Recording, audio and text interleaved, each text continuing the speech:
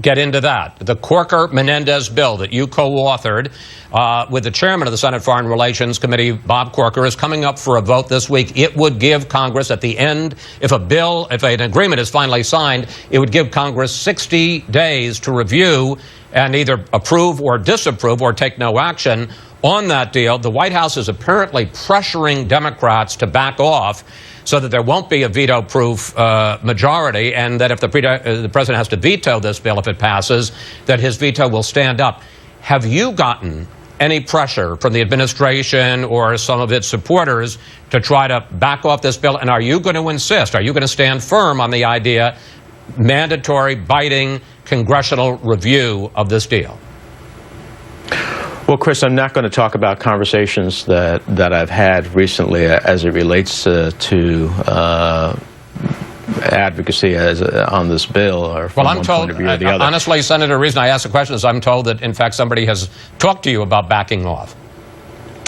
Well, let me just simply say I'm not backing off. I honestly believe that it is a congressional duty, and I would say to all my colleagues who originally believed that there was a congressional duty here, to review whatever agreement comes about. This is simply a review process. That review may determine that at the end of the day, people will think that it is an appropriate deal. They may determine that it is not.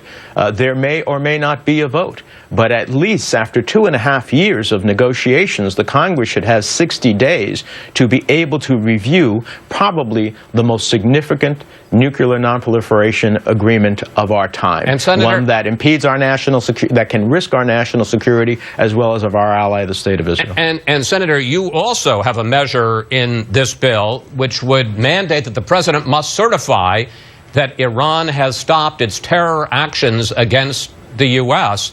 Are you going to insist that that stay in the bill?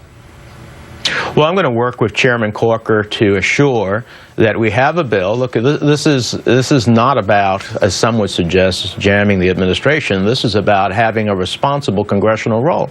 If there is a better way to have that certification than the way it's written, I'm certainly open to considering it. But what I am not open to considering is delaying and or not pursuing a vote for the Congress to ultimately have a process, an organized, thoughtful process to review any final deal that may be achieved. And I believe such a process no way undermines any potential negotiations from here to June. And again, 10 seconds left. We're not talking, because the administration says, well, a non-binding vote, something that would be a sense of the Senate. You're not talking about that, are you? I'm not talking about that. I'm talking about an opportunity for reviewing any final agreement in which the possibility could exist of a vote, or maybe the Congress won't take any vote. And any vote, by the way, as we devised it in the Corker-Menendez bill, would have to have a 60-vote threshold. So this couldn't be just a purely partisan view.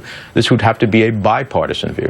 Senator Menendez, thank you. Thanks for joining us, and we'll follow all of this, sir.